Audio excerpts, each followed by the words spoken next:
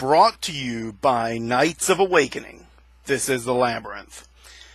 I want to thank everyone for joining us here today, for giving us a bit of your time. As I'm sure you've seen the topic, Combat Mysticism, Episode 2. This is Energy Assault for the topic. And this is actually inspired by a video that was done in the Order of the Thorn by Naga Loki Shivanath, which, if I butchered the pronunciation, my brother, I am so sorry. I am terrible with pronunciations. But he covered a really good topic on mysticism and combat methods. And in it, he hit on something him and I discuss very frequently, but that a lot of people probably wouldn't know all of the depth of what he was hitting on. I wanted to expand a bit on that. In his video, he discussed the very nature of going to a higher plane to win a fight, spiritually speaking, and that a duel between two sorcerers or two wizards is each one trying to reach a higher plane of existence. And that is one paradigm that works and is truthful and is functional. But there are other paradigms as well. And I wanted to hit on that because the thing is, these paradigms, before I hit on too much else, are all ways of understanding a vast flow of energies that moves and works in ways we can barely truly comprehend ourselves. So in this understanding of how these things work, these are an aid to us. These visualizations, these methods of understanding, they are not the whole of the truth. They are part of the truth that our mind is grasping around. Never ever forget that. And he is more aware of this, Nagaloki is, than probably anyone else I know. So this falls under the statement, you can break a rule if you know that rule. It's kind of like, it's an old writer's statement. And that fits in very well here. He can break that rule knowing that to give the bigger explanation right then and there would have taken away from the overall message. I'm here with another aspect of that, but I wanted to hit the bigger message because I don't want people to think we're in conflict on what we're saying here. Truth is, we both understand this on an intricate level. We know about the use of paradigms. We'll be getting into that a little bit more in a bit here. So, I've covered why this video exists, where it's coming from. Now let's get into some of the concepts around the ideas here. There are two general ideals. The all planes versus what I call the two planes concept. The all planes concept means that there are many, many, many countless planes leading up through ideas of manifestation and where you're sitting when you manifest. And these planes are different levels of ascension or descension in some systems. And in them, a plane will trump another. So if you go to, in some systems, I believe the reference they use is the mental plane being above the astral. In those systems, if you manifest in the mental, you project into the mental, you are now performing at a higher, faster, better level than the astral. When I was taught, we went, and mind you, mine was non-conventional teaching as well, so I don't really have a good book to reference this to you. But with that, we started with the physical, which everyone starts at, and then the mental, because you project into your mind space, and then the astral, when you've actually moved outside of your own mind space, you're dealing with other forces in play, and then into the ethereal, and then after that, to be honest, I forget what level we use after that for our terminology. At some point, I moved to what I call the two planes concept, which is we have the physical, right here, okay? Physical. You can see it, you can hit it. And then you have all other planes, which are realms of understanding. But in that, when you have that concept, you've got to deal with things from a slightly different way. You can't just planar ascend. And it's arguable as to what is planar ascension and what is energetics. Remember, we use these terms to help us understand something that is beyond true explanation. So with that, the next thing I'm going to hit on a little bit is shamanic journey. Shamanic journey is a way of going from one plane to the other. It is projection. It is done through a form of guided meditation. You may be guiding it yourself, or someone else may be guiding you, or you may be using drum beats and incenses to help guide you. Regardless, it's a form of guided meditation. It's one of my favorite methods of doing things. It's one of the services I list at RQL. It's one of my base level go-to services. People say, what can you do for this? And I go, I could do a shamanic journey. Because in that, I'm able to bring all of my tools, knowledge, and power to bear on a problem through shamanic journey if there's a spiritual anything at play that I can do. And if there isn't, then I can still often do things by befriending animal spirits, guardians, guides, or, swaying enemies away from you that are not directly causing harm, but may be making things inconvenient. That's what shamanic journey is. So, with shamanic journey, we have 3 paradigms I want to talk about, and then I'm going to talk about why we're using them and the importance of being able to shift these paradigms. The first paradigm is frequency. It's the idea that everything vibrates on a different frequency, and that there are no dimensions, that the astral is billions of subslices, and that there's an area where if you're vibrating between X frequency and Y frequency, I'm not even going to give numbers, because as soon as I do, someone's going to swear I either gave the golden number or swear I gave the biggest pile of BS ever. So I'm not even going to give numbers for this. But that if you're vibrating at that frequency, then you're in the astral. You raise your vibrational level, you ascend to higher planes of existence, and that even at causal reality planes, which is where thought instantaneously becomes manifestation, there are higher planes beyond that, where manifestation is greater and more efficient, to where you could manipulate time and space itself. Everyone who has done the deepest levels of meditation has done that for a split second. They've done something they can't explain on a level that they don't even want to talk about. Making fire go out in a split second, or making it appear in a place where you need it, shifting gravity for a second, or changing the trajectory of a falling object.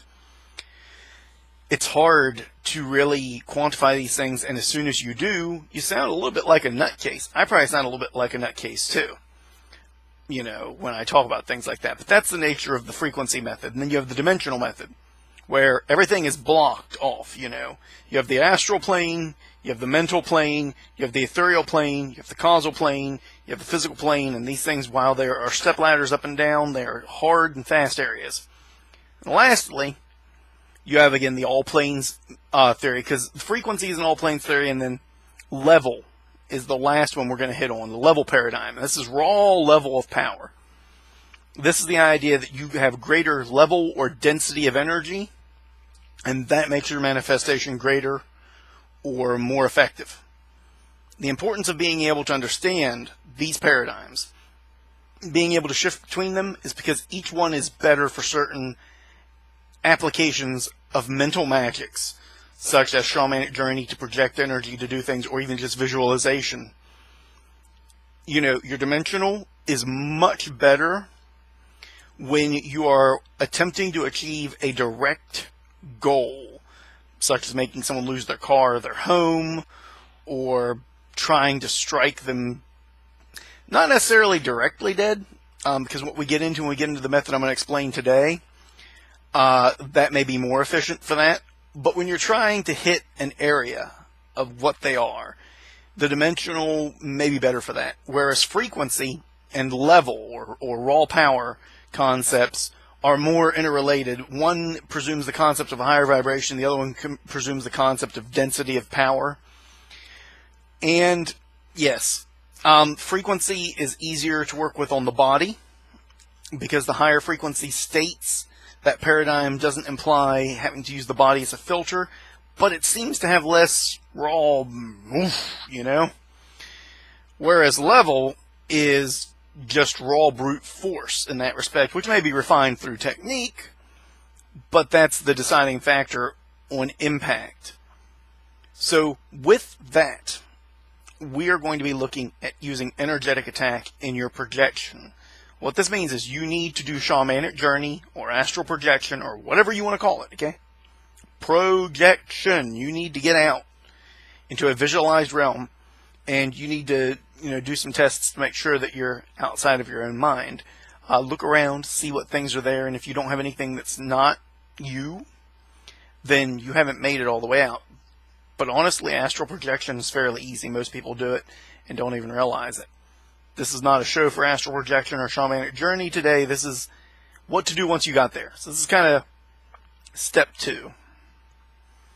With this, the benefits of going with the level method. The level method is raw, intense power. And with this, what can I say except that there are a lot of methods for raising your power that are well known. Qigong, Tai Chi, Ji Tumo, hot yoga, traditional yoga, most forms of martial arts, most forms of meditation.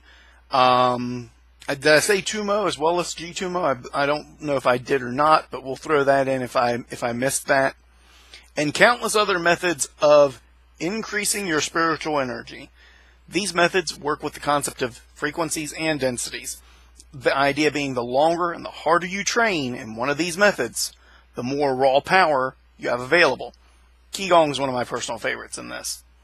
So with that, the advantage of this paradigm, the idea of just raising and using more energy, is if you can maintain energy density. That means making the energy feel dense and real, and you have been cultivating your energy reserves. You can do a tremendous amount of damage on certain areas. It was said in the video from Nog Loki that, naturally speaking, two people colliding at each other are throwing bigger colored balls of light. This is partially true. He used our own training as an example in this, and that's fantastic because neither one of us was aiming to kill or hurt the other. We weren't aiming at each other's chakras directly, and therefore the energy didn't have the killing intent with it. We weren't aiming at each other's physical body or energetic bodies directly. We were aiming at our projected bodies, the form that we're projecting to each other. And therefore we were trying to see who could create the bigger wave of feeling through that, because we both know that if we then attune that towards the killing intent, towards the harming intent, that it would have a bigger impact on that person's energetic body. Even then, in other situations where we had had sparring matches occur like this with other people, damage would get done occasionally where we would find out about it later, because that's the nature of it. Even when you're trying not to kill, you might accidentally hurt someone. And that's where we get into the value of this paradigm. What does this do? It's great for attacking their chakras. And if you know anything about chakras, you know that once a chakra is destroyed or injured in some way, that person's physical health goes awry, as well as things like their ability to trust or function, depending on what chakra you hit. You hit someone's crown chakra, you knock out their connection to the greater flow of the universe. This has devastating effects. Same as you knock out their root chakra, you take out their ability to be grounded to the greater flow of the universe and to draw from the lower currents of the earth. If you hit someone's sacral chakra, you mess up their sexual centers. You destroy their ability to function as a sexual and emotional being in that.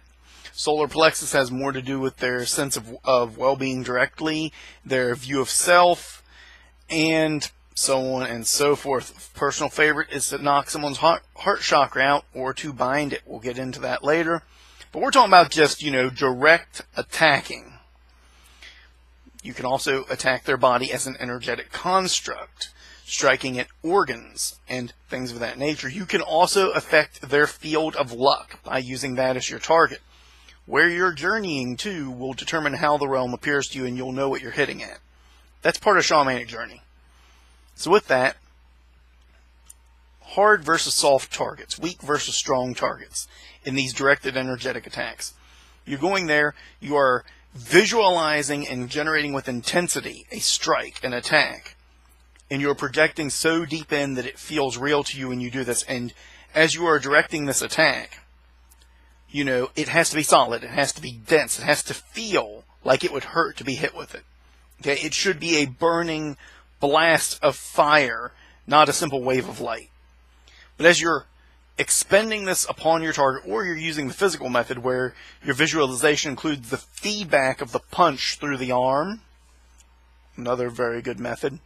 As you're doing this, you need to consider where you're going to hit. Now, if you hit at their chakras, along their chakric line, that's a kind of weak and hard target. But it's a weaker target than their bones. But it's not necessarily weaker than their heart, because people have heart attacks all the time. So with that, you've got to pick targets you know you can influence. So if they have a health issue, you're going into spiritual combat, hit hard, hit fast.